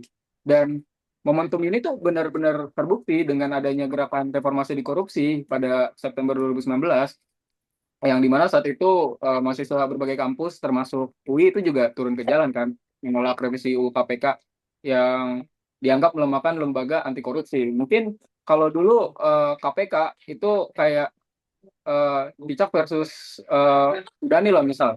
Tapi kalau semua disahkan, ini udah bukan lawan Danilo lagi, bisa jadi dinosaurus muda gitu. Karena kan makin makin dilemahkan kan.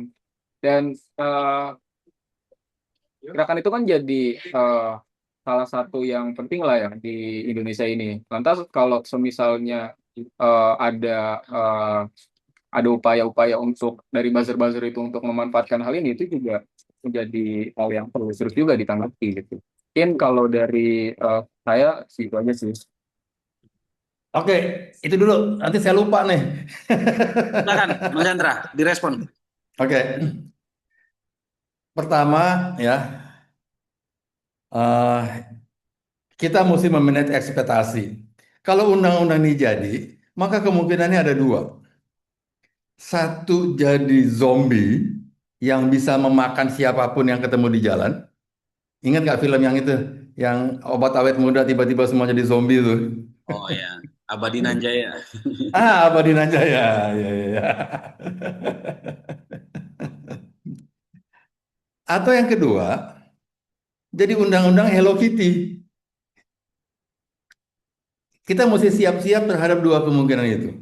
Entah jadi zombie atau jadi Hello Kitty. Yang dua-duanya tidak menyenangkan. Tidak menyenangkan. Dua-duanya merusak gitu. Nah, pertama saya jawab campur-campur aja lah. Saya nggak tahu keseriusan DPR mengenai hal ini, gitu ya. Pertama karena saya bukan orang politik dan saya tidak memperhatikan politik, ya. Cuman yang saya eh, bisa sampaikan adalah bahwa persepsi ini terbangun, entah siapapun yang membangun, seakan-akan bahwa ini bisa menyelesaikan semuanya, ya. Sementara di undang-undang lain sudah ada, gitu ya. Di undang-undang lain sudah ada. Nah, pertanyaan yang terakhir mengenai kerugian ini, jadi, ya, saya lompat dulu ke penanya terakhir. Jadi, ya, di Kitab Undang-Undang Hukum Acara Perdata, silakan catat, ya, di pasal 189 Hukum Acara Pidana. Pasal 189 dinyatakan apabila ada yang merasa dirugikan, bisa meminta penuntut umum untuk menggabungkan tuntutan ganti kerugian dalam perkara pidananya. Jadi nggak perlu proses perdata. Jadi yang merasa dirugikan, silakan bilang ke penuntut umum, tolong ini kerugian saya di recover. Setuju banget bahwa harus merecover kerugian yang di pihak yang diderita oleh pihak lain. Merecover kerugian yang terjadi yang disebabkan oleh si pelaku tindak pidana. Termasuk di dalamnya adalah kerugian negara. Nah, cuman ya, pasal ini dulu pernah ada di pasal 98 KUHP. Silakan dicek, hukum online pernah mengajukan atau siapapun pernah mengajukan, teman-teman hukum online kalau salah, mengajukan penggunaan pasal 98 KUHP lama, pasal yang sekarang menjadi pasal 189 KUHP baru, ya. Menggabungkan ganti rugi perdata dalam perkara pidana. Dan itu prosesnya harusnya lebih cepat. Cuman apa yang dilakukan oleh hakim waktu itu, gugatan ditolak, gugatannya ditolak. Karena apa alasannya? Belum ada hukum acaranya, belum ada pengaturan lebih lanjut. Jadi, kenapa kita tidak menggunakan membuat peraturan mendesak Mahkamah Agung untuk membuat aturan mengenai pelaksanaan pasal 189, 190, 191, 192 KUHP. Ganti kerugiannya dibebankan dalam perkara pidana. Jadi nggak perlu ada eh, upaya perdata, karena upaya perdata itu lama. Ya, itu yang pertama. Yang kedua, jadi pemahaman penegak hukum, hakim dalam kasus ini itu masih tergagap-gagap untuk menggunakan pasal ini. Yang kedua, betul banget. Dulu ada kasus korupsi, pengadaan kapal di kabupaten ah di Maluku sana lah. Kasusnya dikorupsi. Apa yang dituntut penegak hukum KPK waktu itu? Kita bilang aset ini bukan dikembalikan ke negara. Aset kapal yang disita sebagai barang yang terkait dengan tindak pidana dikembalikan kepada kabupaten. Karena kalau kapal ini dimasukkan ke negara dan kemudian dilelang masuk PNBP, maka nggak ada gunanya buat kabupaten yang sudah dirugikan oleh pelaku korupsi ini. Dulu kita berpikir begitu. Dan kemudian hakim menyetujuinya. Cuman berpikir seperti itu, bahwa tidak seluruhnya harus diberikan kepada negara, tetapi harusnya diberikan kepada pihak yang dirugikan, itu pemahamannya, pemikirannya masih sangat jarang. Itu yang kedua. Yang ketiga, mengenai suap. Sementara orang menganggap suap itu cukup dihukum denda dan masuk penjara. Waktu saya jadi pimpinan KPK, kita minta agar kerugian yang disebabkan oleh perilaku suap itu harus diganti oleh si pelaku. Satu kasus berhasil, Bulian Royan. Kasus yang lain kita ulang terus-menerus dan semuanya ditolak oleh hakim. Karena apa? Karena hakim bilang kerugian negara hanya menyangkut pasal 2 dan pasal 3. Sementara penyuapan tidak ada penggantian kerugian negara. Hakimnya salah baca atau salah paham lah tepatnya. Jadi saya sepakat banget gitu ya, bahwa kerugian itu mesti recover, dipulihkan, dan diberikan kepada pihak yang dirugikan. Gunakan pasal 189, 190, 191. Jadi kalau masyarakat sipil mau desak pasal 189, 90, 91 KUHP baru. Silakan dicek. Untuk bisa dilaksanakan oleh hakim. Nah, yang selanjutnya saya sampaikan ke teman-teman yang bukan orang hukum, bahwa non-conviction base itu bukan perampasan aset tanpa putusan pengadilan. Bukan putusan perampasan aset tanpa putusan pengadilan. Karena perampasan barang milik orang sebagai hak-hak sivil, maka harus ada putusan pengadilan. Non-conviction base adalah perampasan menggunakan jalur bukan jalur pidana. Terjemahan tepatnya begitu. Non-conviction base bukan dengan pemidanaan. Kalau bukan dengan pemidanaan apa? Ya dengan perdata. Tetap perlu putusan pengadilan. Itu dulu yang perlu dipahami sama-sama. Sementara kalau lewat perdata, prosesnya panjang, teman-teman. Kenapa nggak gunakan pasal 189? Aset apa yang bisa dirampas? Aset yang digunakan untuk diperoleh digunakan untuk menghalang-halangi, bahkan ada ketentuan yang lebih longgar lagi, yang terkait dengan tindak pidana.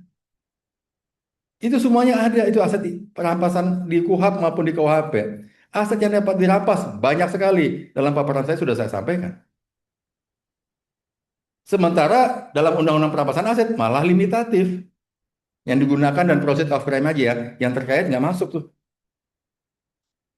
Di tipikor aset yang menggantikan. Jadi kalau ada orang korupsi 100 miliar, kemudian 100 miliar itu digunakan untuk beli Ferrari, atau beli bungalow atau villa, maka villa dan bungalow-nya bisa dirampas, bisa disita dan bisa dirampas. Kan villanya dibeli pakai duit, bukan hasil korupsi. Iya, cuma duit buat beli lo itu dari hasil korupsi, bisa dirampas. Clear kok kalau untuk tindak pidana korupsi. Permasalahannya adalah kenapa itu tidak dilakukan. Jadi masalahnya adalah bahwa kita jangan menggaruk di tempat yang tidak gatal. Undang-undangnya sudah ada. Masalahnya ada di mana? Masalahnya ada di penegak hukumnya. Masalah kita adalah di penegak hukumnya. Kenapa tidak pernah menjalankan itu? Dulu suap kita bawa. Saya nggak butuh denda pidana saja. Saya nggak butuh Anda di penjara aja. Anda mesti ganti kerugian akibat suap. Satu kasus dipenuhi, kasus berikutnya nggak pernah dipenuhi. Walaupun kemudian saya bilang, tetap kita ajukan. Untuk suap kalau ada kerugian, minta sekalian. Rampas asetnya dan mengganti kerugian yang diakibatkan oleh suap. Itu dulu yang kita lakukan. Bahkan, hukuman pidana pengganti saya bebaskan. Karena apa? Saya nggak butuh orang dipidana. Kasusnya siapa? Kasusnya Matias. 6 bulan atau bayar uang pengganti 350, bukan gini, saya balik. Bayar uang pengganti 350 M atau pidana tambahan subsidiar 6 bulan. Saya bilang saya nggak butuh Anda di penjara. Saya butuh duit Anda 350 M dan saya sita barangnya. Perusahaannya saya sita. Bahkan bahkan dia kita paksa keluar dari penjara. Saya nggak butuh Anda di penjara. Itu serius. Saya bilang ke penuntut umum Ferry Wibisono, keluarin mereka sekarang. Dia nggak mau keluar, Pak. Ya udah bikin berita acara pengeluaran. Dia mau di situ urusan dia. Kita butuh asetnya kok. Kasus Matias paling besar waktu itu 300 sampai 400 M kita sita. Akhirnya dibayar sama dia. Nah, sementara sebagian orang menganggap ya udah kalau dia nggak mau bayar, pidana aja. Subsidiar, hukuman tambahan subsidiar 6 bulan. Berpikirnya begitu. Nah, jadi tingkat kecerdasan untuk membaca undang-undang ya itu menjadi penting sekali ya. Dan itu yang agak kurang kalau saya lihat. Nah, jadi apakah undang-undang sekarang ini cukup kalau menurut saya. Yang belum ada illicit arrangement, karena saya juga berantem di internal KPK, ini LKPN jadi arsip nih. Yang penting illicit arrangement dan itu hanya untuk pejabat publik, udah gitu loh. Nah, jadi penanya pertama tadi, seberapa serius saya nggak tahu. Apakah bisa dijalankan dengan undang-undang sekarang? Bisa, gitu ya. Jadi siapa yang perlu dibenahi? Yang perlu dibenahi adalah penegak hukumnya, mulai dari polisi, jaksa, dan hakim. Hakim ada dua cacat menurut saya. Satu, dia nggak menerima konsep bahwa mengganti kerugian bukan negara, bukan cuma pasal 2 dan pasal 3, tapi pasal penyuapan, pemerasan juga bisa diminta ganti kerugian.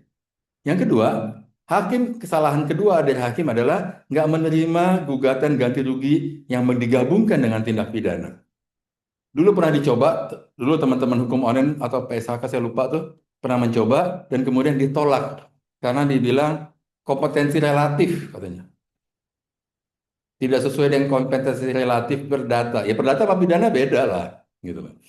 Jadi harus dibuat aturan mengenai masalah penggabungan yang sekarang 189, 90, 91. Tolong itu diperhatikan. Ya. Apalagi yang belum kejawab nih tadi? Kita beranjak ke audiens, Bang. Ini ada beberapa yang mengajukan pertanyaan. Jadi gini ya, saya mau gini. Perdata lebih lama dibandingin pidana. Pidana lebih cepat. Nah, kalau pidana ada kontrolnya. Kontrolnya ada di mana? Pra-peradilan. Di perdata nggak ada kontrolnya. Ya, silakan. Siap.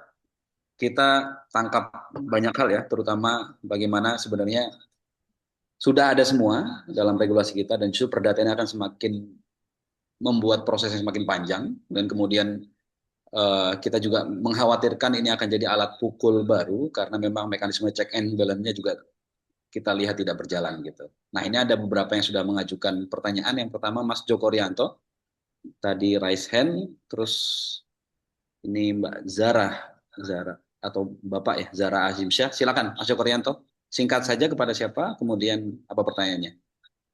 Ya, terima kasih kepada Mas Chandra saya. Sebenarnya terima kasih Mas sudah berjuang ya semenjak MTI sampai sekarang ya. Udah 20 lebih tahun sampai area lahir KPK. Saya melihat MTI tersentuh ya orang-orang dulu kayak Mar'i Muhammad yang luar biasa mengorbankan hartanya untuk demi Indonesia itu bisa maju. Dan beberapa orang ya kayak Mas Chandra, Pak Sudirman Said, luar biasa lah ya. Tapi saya yang punya mimpi Bang, Indonesia semoga kelak itu jadi 5 besar terendah korupsinya. Itu selalu mimpi saya sih. Mimpi yang kadang utopis, tapi sebenarnya juga harus ada harapan agar kita, karena kan korelasi terkait Indonesia maju itu kan dengan korupsi yang rendah ya. Sekarang kan sangat miris ya, peringkatnya 100 sekian, sementara ya ginilah tampaknya. Tapi kan tadi udah jelas ya sebenarnya digambarin Mas Bang Chandra itu kan bahwa undang-undang perampasan aset sekarang itu bukan solutif tuh. Sangat jelas ya tadi ya. Sudah dipaparkan, jadi percuma mau memperjuangkan sesuatu yang tidak solutif ya buat apa juga itu kan. Saya semakin terbuka masyarakat awam ini ya. Maka sebenarnya kalau saya Bang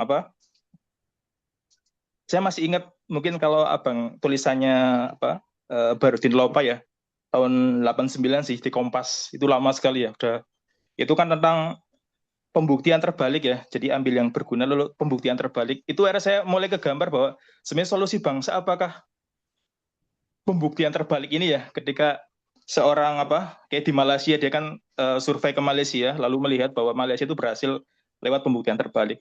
Mungkin pertanyaan itu sederhana sih. Apa sih yang harus kita perjuangkan?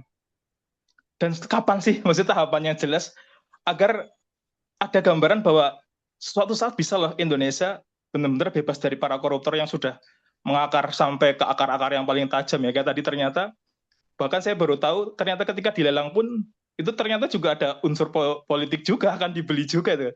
Saya akan ke gambar juga. Jadi apa sih Bang solusinya? Biar kita juga menatap lebih indah loh. Apa sih sebenarnya kita mau ngapain ya? Biar masyarakat sipil kayak tahu hukum ya. Tahu apa sih gambaran untuk kedepannya. Lalu apa yang kita lakukan biar nggak dibodohi dengan seperti ini loh. Seperti kayak pembodohan sekali ya. Ibaratnya membuat seakan-akan memperjuangkan nasib rakyat kecil, memperjuangkan sebagai anti korupsi, tapi membuat undang-undang yang sebenarnya sangat jauh dari pemberantasan korupsi sendiri. Begitu Bang. Tapi saran saya barangkali sering nulis juga Bang di Kompas, karena 20 tahun yang lalu bisa dibaca oleh sekarang Bang. Kayak Barudin Lopa, nulis 20 tahun yang lalu saya masih baca itu kan. Gitu sih. Oke Bang. Oke, terima kasih Mas Joko. Langsung aja Mas Oke, Jilur. siap Bang. Oke, jawaban itu ada dua. Satu jawaban teknis, satu jawaban filosofis. Oke. Kalau jawaban filosofis, saya mulai dari yang filosofis, maka korupsi tidak akan pernah terberantas kalau relasi feodalistis masih ada di Indonesia. Hubungan antara tuan dan sahaya masih eksis. Si tuan menganggap dia berhak, si sahaya merasa bahwa kewajiban dia. Sebagai contoh, si tuan punya kewenangan menerbitkan sertifikat hak milik, sertifikat tanah. Si sahaya supaya dikeluarkan sertifikat nyogok, nyuap. Si tuan berpendapat, ya sudah seharusnya Anda memfasilitasi saya, kan saya yang punya kewenangan. Jadi selama hubungan relasi feodalistis ini masih ada, maka sepanjang itu juga korupsi akan tetap eksis. Jadi yang perlu dibongkar adalah pola hubungan feodalistis antara tuan dan sahaya. Saya itu adalah asal kata dari sahaya. Sahaya itu adalah hamba. Hamba itu diterjemahkan dalam bahasa Padang menjadi ambo, gitu lah. Jadi filosofisnya begitu. Jadi bahkan saya bilang, selama pemerintah ini masih menganggap dirinya adalah berkuasa, maka selama itu korupsi akan masih ada. Harusnya pemerintah menganggap mereka bukan berkuasa, tapi mereka mengurus negara ini, bukan berkuasa, bukan memerintah. Karena itu saya tidak suka dengan istilah pemerintah. Ujung-ujungnya jadi tukang perintah. Saya lebih suka menggunakan bahwa ini adalah pengurus. Nggak ada bedanya dengan pengurus RT, pengurus RW, pengurus kelurahan, pengurus desa. Tapi tiba-tiba di atas kok jadi pemerintah, Anda pengurus negara. Kalau Anda bagus, kita puji. Kalau Anda nggak bagus, kita caci. Udah selesai. Dan kontrak Anda cuma 5 tahun. Nah, itu filosofisnya. Teknisnya adalah bahwa yang korup itu, yang melakukan korupsi itu adalah pejabat negara beserta teman-temannya, oligarki lah. Tapi oligarki nggak akan bisa eksis kalau pejabat negaranya bersih. Kalau pejabat negaranya bersih. Jadi sumber korupsi adalah kewenangan. Karena itu, untuk menghilangkan korupsi, kewenangan itu mesti diawasi. Diawasinya dengan apa? Illicit enrichment. Undang-undang illicit enrichment, pasal 2 ANKEK yang sudah jadi norma, jadikanlah itu delik.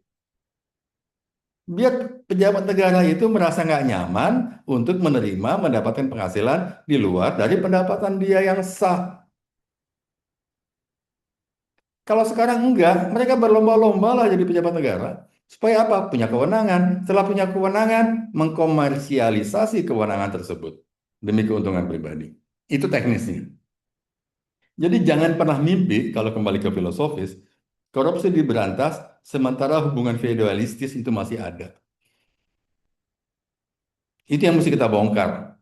Musuh kita adalah hubungan relasi yang bersifat feudalistis. Oke. Baik, ini di sini sudah azan maghrib. Kita rangkum 2 pertanyaan yang sudah raise hand ya, teman-teman sekalian, dari Zara Hashim Syah dan Asep Gunnar Hidayat. Silakan. Singkat saja, langsung ke pertanyaannya. Oke, makasih Bang Jilul, Bang Chandra Hamzah, Bang Tile, dan semuanya. Saya ingin menanyakan beberapa hal.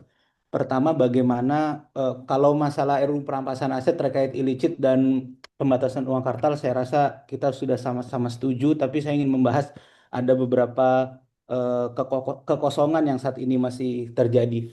Pertama, bagaimana Bang Chandra menyikapi keterbatasan pasal 18 Undang-Undang Tipikor yang membatasi bahwasanya maksimal uang pengganti yang bisa dirampas itu hanya sebanyak harta yang dinikmati ya dari tindak pidana tersebut. Sedangkan dalam perkara Saya tipikor nangkap.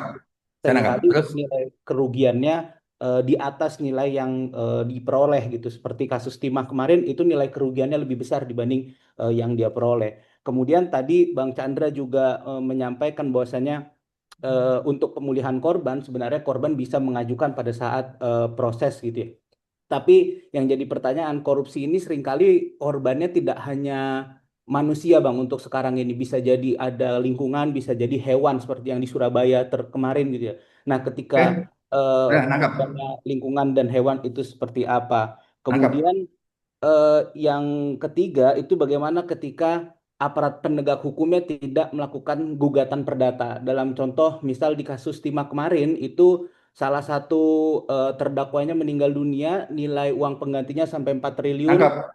tapi tidak dilakukan. Nangkap. Apakah ada mekanisme begitu? Itu Oke. saja 3 pertanyaan, Bang Chandra. Makasih. Saya jawabnya singkat juga nih, biar nggak lupa. Yang pertama, apakah kita menganut azas orang dihukum melebihi kejahatannya? Apakah kita menerima konsep itu? Soalnya sekali kita mau menerima konsep orang dihukum melebihi kejahatannya, maka terhadap tindak pidana lain pun kita akan melakukan hal yang sama. Itu yang mesti dijawab. Itu perdebatan filosofis, gitu ya. Nah, kemudian mengenai kerugian. Kerugiannya adalah sebatas yang dia nikmati. Kan pelaku tindak pidana itu kan bukan cuma satu di korupsi. Anda menikmati sekian, maka Anda dibayar uang pengganti 5 juta. Pelaku tindak pidana yang lain apa? Korupsi, apa, pembakaran hutan. Siapa yang diuntungkan? Yang diuntungkan adalah korporasi. Korporasi suruh ganti kerugian. Begitu juga dengan lingkungan. Nah, pertanyaan, jadi tidak dikumpulkan di satu orang penggantian kerugian keuangan negara, tetapi dipecah-pecah sebesar perannya masing-masing. Kalau penegak hukum nggak melakukan itu, pecat aja penegak hukumnya. Periksa, kenapa Anda nggak mengajukan ini?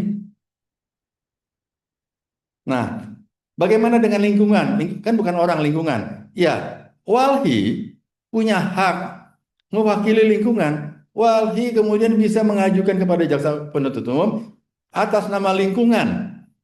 Maka saya menuntut ganti rugi sekian. Masuk ke dalam perkara pidana. Gampang kan? Sederhana, ya. Jadi kerugian itu dipecah-pecah. Ini kerugian, Anda menikmati berapa? Sekian. Paling gede yang menikmati siapa? Korporasi lah, bukan pejabat. Nah, itu harus dilakukan. Jadi kira-kira gitu jawabannya ya. Jadi Tapi nggak ada kekosongan di sana. iya, nilai kerugiannya itu lebih besar dibandingkan nilai Kalau keuntungan. timah ya, kita bisa diskusi offline. Ya, ya. Karena banyak perhitungan kerugian negara yang nggak masuk akal. Oke, siap Bang, siap. Nah, kalau itu kita bisa diskusi. Tetapi bahwa kerugian sekian, Anda menikmati berapa sekian? Yang paling gede siapa yang paling untung? Pasti korporasi. Pasti korporasi. Bukan pejabat negara. Itu receh. Oke. Pertanyaan berikut ya. Siap. Makasih Mas Hasim dari ICW ya. Nanti kita bisa ngopi lebih lanjut untuk diskusikan. Ya. Silakan Mas Asep Gumilar. Baik, terima kasih. Selamat sore, Pak Hamjani. Langsung saja. Ini setelah berbelas-belas tahun mungkin ya, hampir 17 tahun tidak pernah disahkan begitu. Ini pertanyaannya seperti pertanyaan setiap tahun ditanyakan gitu. Apakah nanti Desember 2026 ini akhirnya akan selesai juga begitu, atau akan kembali terkatung-katung lagi seperti tahun-tahun sebelumnya? Mengingat sekarang siapa yang membaca itu. Terus yang keduanya, ya, ini agak klise sebenarnya aja. Sebenarnya siapa yang paling berkepentingan agar undang-undang ini semakin lemah dan terkatung-katung begitu? Itu saja Pak Hamzah, terima kasih. Iya, saya tidak pribadi ya, pendapat pribadi. Saya tidak mau undang-undang ini disahkan dengan draft yang sekarang. Saya berharap bahkan ini nggak disahkan. Ya, karena draft sekarang itu sudah ada semua. Sudah ada semua. Dan kemudian kita memperjuangkan sesuatu yang sudah ada. Sama kita memperjuangkan ada beras, sementara di rumah kita sudah banyak beras. Yang salah bukan itu. Yang salah adalah penegak hukumnya yang tidak menjalankan undang-undang. Udah, gitu aja. Penegak hukumnya nggak menjalankan undang-undangnya kok. Ini absensi bisa jalan. Meninggal. Bupati Lombok, kita jalankan. Meninggal pada saat persidangan. Ya, nah jadi permasalahannya adalah bukan di undang-undangnya, adalah perbaikan penegak hukumnya. Mulai dari polisi, jaksa dan hakim. Hakim tuh nggak nerima konsep saya bahwa kerugian negara bukan cuma masalah pasal 2 dan pasal 3, tetapi suap pun bisa, pemerasan pun bisa dirugikan. Cuma hakim nggak nerima konsep itu. Dan kemudian penegak hukum menganggap bahwa dengan dijalankannya subsidiar penjara 6 bulan, maka Tunela sudah tugasnya. Enggak, saya nggak mau subsidiar 6 bulan. Saya maunya 350 M kok. Kita eksekusi. 350 M. Nah, jadi siapa yang punya berkepentingan? Isu ini di-maintain supaya isu-isu lain hilang. Udahlah.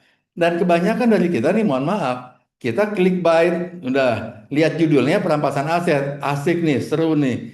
Padahal perampasan itu sudah diatur di KUHP dan di KUHP. Sudah diatur di pasal 18, pasal 37, 38 dan selanjutnya sudah diatur semua. Ya, kenapa nggak jalan? Kenapa nggak jalan? Kan pertanyaan begitu. Ya tanya kepada yang menjalankan. Kenapa Anda nggak jalan? Saya ngambil contoh begini deh. Make it simple. Dengan Undang-Undang 3199 Tipikor 20/2001, begitu KPK dibentuk di awal-awal, indeks korupsi kita membaik. Betul? Naik terus dari 28 sampai 40 naik terus. Ya. Tapi kemudian jeblok, undang-undangnya sama.